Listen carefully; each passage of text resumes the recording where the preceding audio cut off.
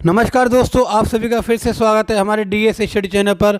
तो दोस्तों, आज हम इस वीडियो में पढ़ेंगे सीटेट 2011 का प्राथमिक स्तर का जो पेपर हुआ था 26 जून 2011 को, उसका बाल विकास एवं शिक्षा शास्त्र का जो भाग है उसको आज हम इस वीडियो में सॉल्व करने वाले हैं। तो दोस्तों, आप कमेंट बॉक्स में हमें ज़रूर बताएं कि इन 30 प्रश्नों में से आपके कितने प्रश्न ठीक हुए।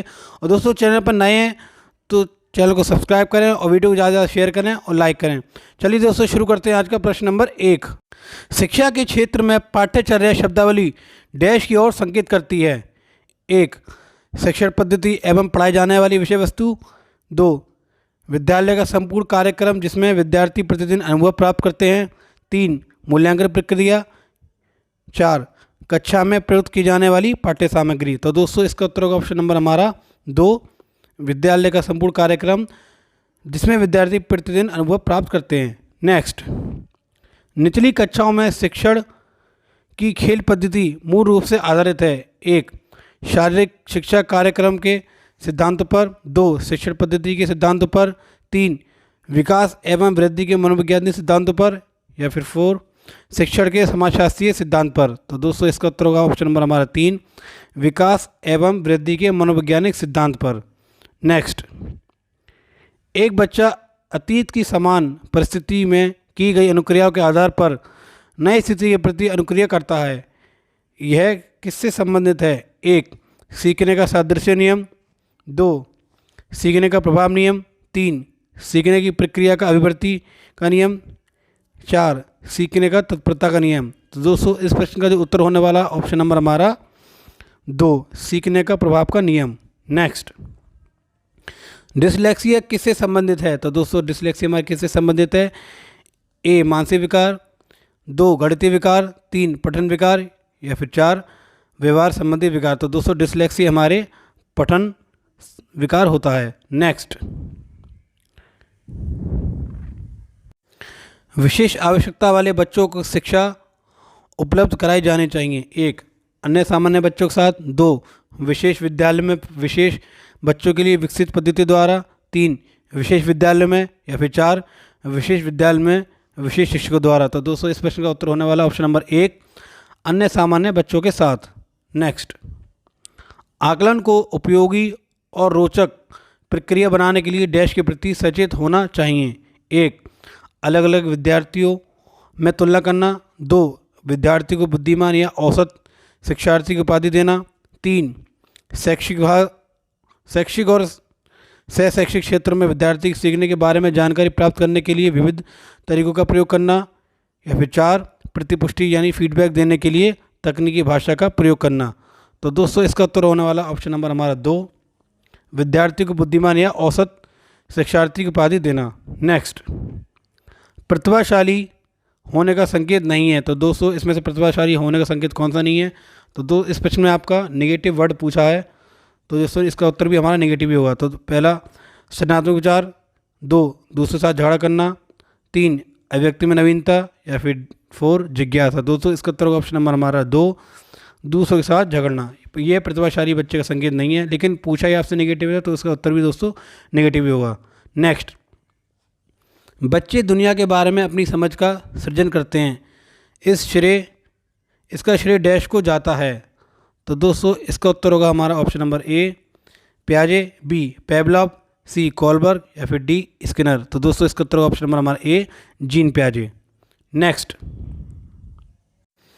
कृतिका अक्सर घर में ज़्यादा बात नहीं करती लेकिन विद्यालय में वह काफ़ी बात करती है।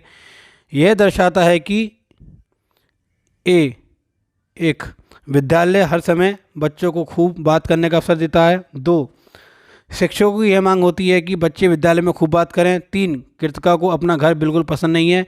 या फिर 4, उसके विचारों को विद्यालय में मान्यता मिलती है। तो दोस्तों, इसका यही उत्तर होगा ऑप्शन नंबर 4, उसके विचारों को विद्यालय में मान्यता मिलती है। क्योंकि दोस्तों, बच्चों को जहाँ मान्यता मिलेगी वहीं बच्चा ज़्यादा एक्टिव होगा। नेक्स्ट, एक शिक्षक को अपने विद्यार्थियों की क्षमताओं को समझने का प्रयास करना चाहिए। निम्नलिखित में से कौन सा क्षेत्र इस उद्देश्य के साथ संबंध है? ए, शिक्षा समाजशास्त्र। 2, सामाजिक दर्शन। 3, मीडिया मनोविज्ञान। या फिर 4, शिक्षा मनोविज्ञान। तो दोस्तों, इसका उत्तर ऑप्शन नंबर 4, शिक्षा मनोविज्ञान। नेक्स्ट, सीखने की प्रक्रिया में अभिप्रेरणा। 1, शिक्षार्थियों की स्मरण शक्ति को पैना बनाती है। 2, पिछले सीखे हुए को नए अधिगम से अलग करती है। 3, शिक्षार्थियों को एक दिशा के सोचने में योग्य बनाती है। या फिर 4, शिक्षार्थियों को सीखने के प्रति रुचि का विकास करती है। तो दोस्तों ये इसका उत्तर होगा ऑप्शन नंबर 4, शिक्षार्थियों को सीखने के प्रति रुचि का विकास करना। नेक्स्ट, सीखना समृद्ध हो सकता है यदि 1, वास्तविक दुनिया से उदाहरणों को कक्षा में लाया जाए जिसमें विद्यार्थी एक दूसरे से अंतःक्रिया करें और शिक्षक उस प्रक्रिया को सुगम बनाएं। 2, कक्षा में अधिक से अधिक शिक्षण सामग्री का प्रयोग किया जाए। 3, शिक्षक विभिन्न प्रकार के व्याख्यान और स्पष्टीकरण का प्रयोग करें। या फिर 4, कक्षा में आवधिक परीक्षाओं पर अपेक्षित ध्यान दिया जाए। तो दोस्तों इसका उत्तर होगा ऑप्शन नंबर हमारा ए 1, वास्तविक दुनिया से उदाहरणों को कक्षा में लाया जाए जिससे विद्यार्थी एक दूसरे से अंतःक्रिया करें और शिक्षक उस प्रक्रिया को सुगम बनाए। नेक्स्ट, निम्न में से कौन से कथन को सीखने की प्रक्रिया की विशेषता नहीं मानना चाहिए? 1, शैक्षिक संस्थान ही एकमात्र स्थान है जहां अधिगम प्राप्त होता है। तो दोस्तों यही इसका उत्तर होगा, क्योंकि पूछा ही हमसे नेगेटिव है। तो दोस्तों आप देख लेना, जहां नेगेटिव वर्ड देखे तो आप उसका उत्तर भी हमारा नेगेटिव होगा। तो दोस्तों ऐसा नहीं है कि शैक्षिक संस्थान यानी स्कूल या विद्यालय ही हमारे सीखने का स्थान हो। बच्चा कहीं भी सीख सकता है, समाज में, घर में, कहीं भी सीखता था। इसका उत्तर दोस्तों यही होगा, 1, शैक्षिक संस्थान ही एकमात्र स्थान है जहाँ अधिगम प्राप्त होता है। ऐसा दोस्तों नहीं है, अधिगम कहीं भी बच्चा कहीं भी सीख सकता है। तो दोस्तों इसमें पूछा था नहीं मानना चाहिए, तो दोस्तों इसका उत्तर यही होगा। नेक्स्ट, 5वीं कक्षा के दृष्टिबाधित विद्यार्थी को निचले स्तर के कार्य करने की छूट मिलनी चाहिए। 2, को माता पिता और मित्रों द्वारा उसे दैनिक कार्यों को करने में सहायता दी जानी चाहिए। 3, के साथ कक्षा में सामान्य रूप से व्यवहार किया जाना चाहिए और श्रव्य सीडी के माध्यम से सहायता उपलब्ध कराई जानी चाहिए। या फिर 4, के साथ कक्षा में विशेष व्यवहार किया जाना चाहिए। तो दोस्तों इसका उत्तर होगा ऑप्शन नंबर हमारा 3, यानी के साथ कक्षा में सामान्य रूप से व्यवहार किया जाना चाहिए और श्रव्य सीडी के माध्यम से सहायता उपलब्ध कराई जानी चाहिए। नेक्स्ट, प्राथमिक स्तर पर एक शिक्षक में निम्न में से किसे सबसे महत्वपूर्ण विशेषता मानना चाहिए? 1, पढ़ाने की उत्सुकता। 2, धैर्य और दृढ़ता। 3, शिक्षण पद्धतियाँ और विषय के ज्ञान में दक्षता। या फिर 4, अंतः मानक भाषा में पढ़ाने में दक्षता। तो दोस्तों इसका उत्तर होगा ऑप्शन नंबर हमारा 2, धैर्य और दृढ़ता। नेक्स्ट, वह अवस्था जब बच्चा तार्किक रूप से वस्तुओं व घटनाओं के विषय में चिंतन प्रारंभ करता है। तो दोस्तों 1, संवेदी प्रेरक अवस्था। 2, औपचारिक संक्रियात्मक अवस्था। 3, पूर्व संक्रिया की अवस्था। या फिर 4, मूर्त संक्रियात्मक अवस्था। तो दोस्तों इसका उत्तर होगा ऑप्शन नंबर हमारा 4, मूर्त संक्रियात्मक अवस्था। नेक्स्ट, एक शिक्षक अपने लोकतांत्रिक स्वभाव के कारण विद्यार्थियों को पूरी कक्षा में कहीं भी बैठने की अनुमति देता है। कुछ शिक्षार्थी एक साथ बैठते हैं और चर्चा करते हैं या सामूहिक पठन करते हैं, कुछ चुपचाप बैठकर अपने आप पढ़ते हैं। एक अभिभावक को यह पसंद नहीं आता। इस स्थिति से निपटने का निम्न में से कौन सा तरीका सबसे बेहतर हो सकता है? 1, अभिभावक को प्रधानाचार्य से शिक्षक की शिकायत करनी चाहिए। 2, अभिभावक को प्रधानाचार्य से अनुरोध करना चाहिए कि वे उनके बच्चे का अनुभाग बदल दें। 3, अभिभावक को शिक्षक पर विश्वास व्यक्त करना चाहिए और शिक्षक के साथ समस्या पर चर्चा करनी चाहिए। या फिर 4, अभिभावक को उस विद्यालय से अपने बच्चों को निकाल लेना चाहिए। तो दोस्तों इसका उत्तर ऑप्शन नंबर हमारा 3, अभिभावकों को शिक्षक पर विश्वास व्यक्त करना चाहिए और शिक्षक के साथ समस्या पर चर्चा करनी चाहिए। नेक्स्ट, सीखने के अंतर्दृष्टि सिद्धांत को किसने बढ़ावा दिया? तो दोस्तों इसका उत्तर होगा ऑप्शन नंबर ए, गेस्टाल्ट सिद्धांतवादी। B, 2, Pavlov. 3, जीन पियाजे। या फिर 4, वाइगोस्की। तो दोस्तों इसका उत्तर होगा ऑप्शन नंबर 1, गेस्टाल्ट सिद्धांतवाद। नेक्स्ट, बच्चों के बौद्धिक विकास की 4 विशिष्ट अवस्थाओं को पहचान किसने की गई? तो दोस्तों बच्चों के बौद्धिक विकास की 4 विशिष्ट अवस्थाओं की पहचान की गई। 1, कोलबर्ग द्वारा। 2, एरिक्सन द्वारा। 3, स्किनर द्वारा। या फिर 4, जीन पियाजे द्वारा। तो दोस्तों इसका उत्तर होगा ऑप्शन नंबर हमारा 4, जीन पियाजे के द्वारा। नेक्स्ट, निम्नलिखित में से किस अवस्था में बच्चे अपने समवयस्क समूह के सक्रिय सदस्य हो जाते हैं? 1 किशोरावस्था, 2 प्रौढ़ावस्था, 3 पूर्व बाल्यावस्था या फिर 4 बाल्यावस्था। तो दोस्तों इसका उत्तर होगा ऑप्शन नंबर हमारा 1 किशोरावस्था की। नेक्स्ट, बच्चों की सीखने की प्रक्रिया में माता पिता को डैश भूमिका निभानी चाहिए? 1 नकारात्मक, 2 अग्रोन्मुखी, 3 सहानुभूतिपूर्ण या फिर 4 तटस्थ। तो दोस्तों इसका उत्तर होगा ऑप्शन नंबर हमारा 2 अग्रोन्मुखी। नेक्स्ट, विकास कभी न समाप्त होने वाली प्रक्रिया यह विचार किससे संबंधित है? 1 अंतः संबंधित का सिद्धांत, 2 निरंतरता का सिद्धांत, 3 एकीकरण का सिद्धांत या फिर 4 अंतःक्रिया का सिद्धांत। तो दोस्तों इसका उत्तर होगा ऑप्शन नंबर हमारा 2 निरंतरता का सिद्धांत। नेक्स्ट, वह कौन सा कथन है जहां बच्चे के संज्ञानात्मक विकास को सबसे बेहतर तरीके से परिभाषित किया जा सकता है? 1 खेल का मैदान, 2 विद्यालय एवं कक्षा का पर्यावरण, 3 सभागार या फिर 4 घर। तो दोस्तों सबसे अच्छा होगा इसका उत्तर ऑप्शन नंबर 2 विद्यालय एवं कक्षा पर्यावरण। नेक्स्ट, निम्न में से कौन सा बुद्धिमान बच्चे का लक्षण नहीं है? 1 वह जो लंबे निबंधों को बहुत जल्दी रटने की क्षमता रखता है, 2 वह जो प्रभावपूर्ण एवं उचित तरीके से संप्रेषण करने की क्षमता रखता है, 3 वह जो अमूर्त रूप से सोचता रहता है या फिर 4 वह जो नए परिवेश में स्वयं को समायोजित कर सकता है। तो दोस्तों इसका उत्तर होगा ऑप्शन नंबर हमारा 1 वह जो लंबे निबंधों को बहुत जल्दी रटने की क्षमता रखता है। नेक्स्ट,